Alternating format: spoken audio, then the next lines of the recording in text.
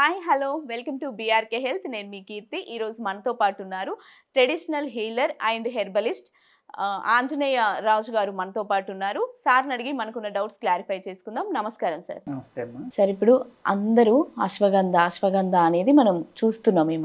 అసలు అశ్వగంధ అంటే ఏమిటి, ఆ అశ్వగంధ ఉపయోగాలు ఏంటి సార్? అశ్వగంధ అంటే గుర్రం యొక్క వాసన వచ్చేదమ్మా. అందుకు అశ్వగంధ అన్నారు దాన్ని అక్కడ. ఇది అనేక రకాలుగా వాడతారమ్మా. ఎక్కువగా మ్యాన్ పవర్ పెంచుకోవడానికే అశ్వగంధ అని, అందరూ ఇమ్యూనిటీ పెంచుకోవడానికి రెండాటికి కానీ విపరీతంగా తింటున్నారమ్మా. అందులో ఈ కరోనా వచ్చాక మామూలుగా వాడట్లేదండి. అంత క్రితం కూడా దాని గురించి తెలుసున్న వాళ్ళు వాడేవారు. పూర్వం పశువులు అంటే ఆవులు కానీ ఎద్దులు కానీ దున్నపోతులు గిత్తలు అంటాం కదా, అవి బలంగా లేకపోతే దీన్ని పెన్నేరు దుంప అని కూడా అంటారు. పెన్నేరు, అశ్వగంధ అంటారు, పెన్నేరు అంటారు. ఈ పెన్నేరు దుంప అనేది దోళ్ళకి పెట్టేవారమ్మ. బ్రహ్మాండంగా బలిసిపోయాయి అనమాట. నీరసంగా ఉన్న దోళ్ళకి ఏం చేసేవారంటే పశువులకి ఈ పెన్నేరు దుంప ఉడకేసి పెట్టడం, లేకపోతే పచ్చిది పెట్టడం, లేకపోతే దాన్ని పౌడర్గా చేసి అవి తిని చిట్టు తౌడు వాటిలో ఎక్కువ ఫీడింగ్ ఏదైతే ఉంటుందో అందులో కలిపి పెట్టివరం. చాలా బాగా బలిసి అనమాట. ధాతు వృద్ధికర ఔషధంలో ఒక అద్భుతమైన ఔషధం అండి. వాత వ్యాధులను తగ్గిస్తుంది, మనిషిలో ఇమ్యూనిటీ పెంచుతుంది, ధాతువుల్ని పెంచుతుంది. కానీ ఎలా అంటేనమ్మా అందరూ కూడా తెలియకుండా వాడుతున్నారు దాన్ని. అశ్వగంధ అనే దాన్ని తప్పనిసరిగా శుద్ధి చేయాలమ్మా. శుద్ధి చేయకుండా వాడితే శుద్ధి చేసిన మూలిక మీకు 100% పనిచేసింది అనుకోండి, శుద్ధి చేయకుండా ఉన్న మూలిక 70% పనిచేస్తుంది.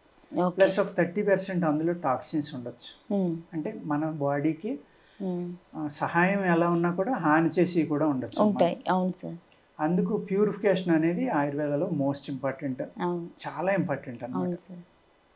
దాన్ని ప్యూరిఫై చేయాలంటే మీరు పచ్చిదుంప దొరికితే దాన్ని ముక్కలుగా చేసామా, మనం ఇడ్లీ ఉడకబెట్టి పాత్ర లాంటి దాంట్లో వేసి ఉడకబెట్టుకోవచ్చు. కింద పాలు పోయాలి నీళ్ళ బదులు. లేదు మనం ఒక పొడవాటి పాత్ర తీసుకుని నీళ్లు పాలు శీర్షకం వాటర్ కలిపిన పాలు పోసామా, దానికి ఒక గుడ్డ కట్టి ఆ గుడ్డను గొయ్యిలా చేసి అందులో ఈ ముక్కలేసి పొయ్యి మీద పెట్టి ఆ పాలు మరుగుతూ ఉండగా వచ్చిన ఆవిరి మీద ఈ ఉడకాలి. ఉడికితే దాంట్లో టాక్సిన్స్ అన్నీ బయటకు వెళ్ళిపోతాయి. దాని మీద మూత పెట్టామనుకోండి ఉడికిపోతున్నది. ఉడికిపోయి దాంట్లో ఉన్న టాక్సిన్స్ అన్ని ప్యూరిఫై అయిపోతాయి. ఆ విధంగా మాకు కుదరదు, ఇన్ని చేయలేము అనుకున్న వాళ్ళు పౌడర్ దొరుకుతుంది. ఇప్పుడు దాన్ని ఏం చేయాలి?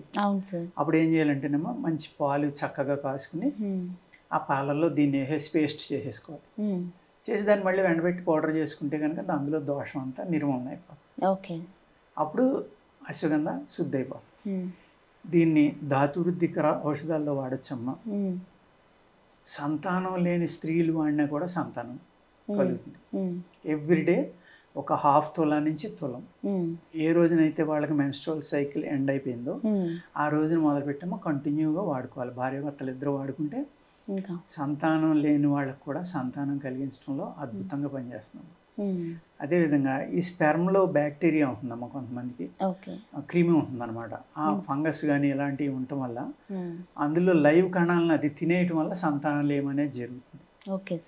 వాటిని ఆ విధమైన బ్యాక్టీరియాను కూడా ఇది చంపి ఆ స్పెర్మ్లో శక్తిని పెంచి సంతానం కలిగించడానికి పురుషుడికి పనిచేస్తుంది.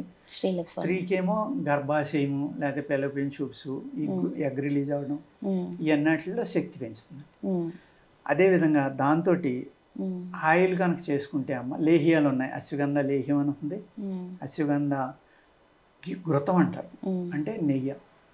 దాన్ని ఏ విధంగా తయారు చేస్తారంటే అశ్వగంధ యొక్క పేస్ట్ని వేసమ్మా, పల్చటి పేస్ట్గా దాన్ని నూరుకుని నీళ్ళతోటి ఒక 1/2 kg పేస్ట్ అయిందనుకోండి, ఒక 2 లీటర్ల ఆవు పాలు, 1 లీటర్ ఆవు నెయ్యి వేసి ఈ పేస్ట్ కూడా వేసి దాన్ని జాగ్రత్తగా అన్నీ ఇంకిపోయి ఓన్లీ నెయ్యి మిగిలిదాకా కాసుకుంటే అది అశ్వగంధ ఘృతం నెయ్యి. ఆ నెయ్యిని పిల్లల కానించి పెద్దవాళ్ళ దాకా అందరూ ఆహారంతో, అంటే మనం నెయ్యి ఎలా వాడుతున్నామో దాని బదులు అశ్వగంధ నెయ్యి వాడతారు.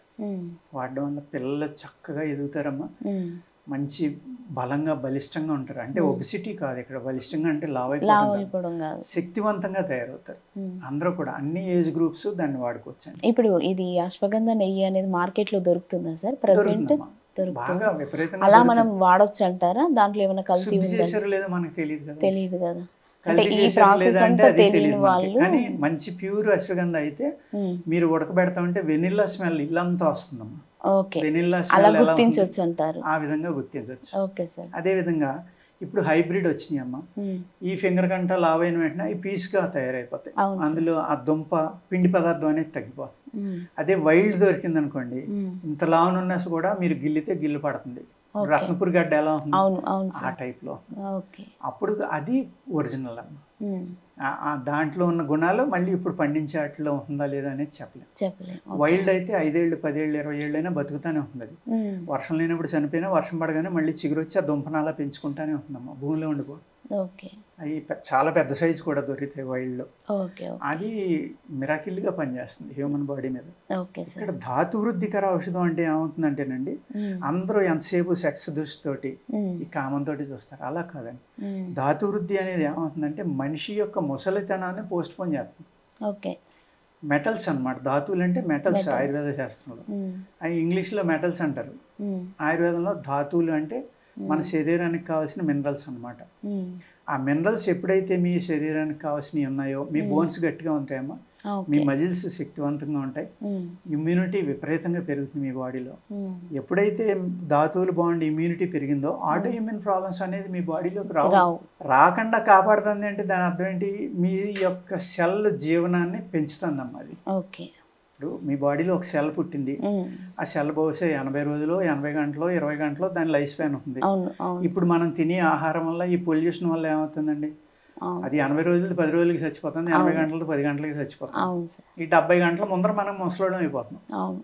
దాని నుంచి మనల్ని కాపాడాలి అంటే ఏమవుతుందంటే ఇటువంటి ధాతు వృద్ధికర ఔషధాలు తినటం వల్ల మ్మ్. ఆ సెల్ యొక్క లైఫ్ స్పాన్ పెంచడం వల్ల మ్మ్. మీకు యాంటీ ఆక్సిడెంట్స్ అంటారు ఇంగ్లీష్లో వీటిని. మ్మ్. అంటే ఆక్సిడెంట్ అంటే ఆక్సిడేషన్ అంటే అక్కడ Okay. గాలి గాలి. ప్రాణం అనేది ఎక్కువ గాలి. లభించి శరీరానికి ఆ ప్రాణవాయువు దొరకడం వల్ల ఆ సెల్ ఎక్కువ రోజులు బతుకుతుంది. ఓకే. బతకడం వల్ల మనిషిలో యవ్వనం ఎక్కువ రోజులు నిలబడుతుంది, ఇమ్యూనిటీ ఉంటుంది, ఆటో ఇమ్యూన్ ప్రాబ్లమ్స్ నుంచి తనను తాను కాపాడుకోవడానికి మ్మ్. మనిషిలో శక్తి వస్తుందండి. అటువంటి శక్తినిచ్చే అద్భుతమైన మూలిక అశ్వగంధ అండి. ఈ అశ్వగంధ అనేది మనకు మెడిసిన్స్ లో చూడొచ్చా సార్? ఏ ఏ సెల్ అయితే వీటికి ఉపయోగపడుతుందో అవన్నీ విడదీసి మ్మ్. వాటిని ట్యాబ్లెట్ల కింద కూడా చేసి ఇప్పుడు మ్మ్. సప్లిమెంట్స్ కింద వాడి అన్ని ఇటువంటి ఓకే. విపరీతంగా మ్మ్. ఏదైతే భారతదేశంలో వీళ్ళకి ఏమీ తెలియదు అనుకున్నారో మ్మ్. కరోనా వచ్చి వెళ్ళాక వీళ్ళ నాలెడ్జ్ అద్భుతం. అవును సార్. ఎందుకు అంటే అందరూ ఎక్స్పెక్ట్ చేసింది ఏంటమ్మా, నేను అనేక వీడియోల్లో చెప్పాను, మ్మ్. ఈ కరోనా వచ్చి భారతదేశంలో ఒక 50 కోట్ల నుంచి 70 కోట్లు చచ్చిపోతారు, వీళ్ళకి శుభ్రంగా ఉండటం తెలియదు, తినటం తెలియదు, బతకడం తెలియదు అని ఎస్ సార్. ప్రపంచం అంతా ఎక్స్పెక్ట్ చేసిందండి. Yes sir. ఏమైంది చివరికి అతి తక్కువ డెత్స్ ఇండియాలో, అతి ఇండియా. తక్కువ కేసులు ఇండియాలో. ఓకే. అప్పుడు ఏమైంది, వరల్డ్ హెల్త్ ఆర్గనైజేషన్ ఇమీడియట్గా అహ్మదాబాద్లో 10,000 కోట్లతోటి మ్మ్. మన ఇండియన్ ట్రెడిషన్ మీద రీసెర్చ్ మొదలుపెట్టారు, మన ఇండియన్ ఆయుర్వేదం మీద. Okay sir. అది మోడీ గారే ఓపెన్ చేశారు. ఓకే. ఇంకా కరోనా వెళ్ళిపోక ముందరే మొదలు పెట్టేశారమ్మ. Okay sir. ఓకే. దాన్ని బట్టి మనం ఎంత గొప్పవాళ్ళమో మీరు అర్థం చేసుకోండి, ఈ అవును సార్. మూలికలు ఎంత గొప్పయో. ఓకే సార్, చాలా చక్కగా వివరించారు అశ్వగంధ ఉపయోగాలు. Thank you so much sir. Thank you.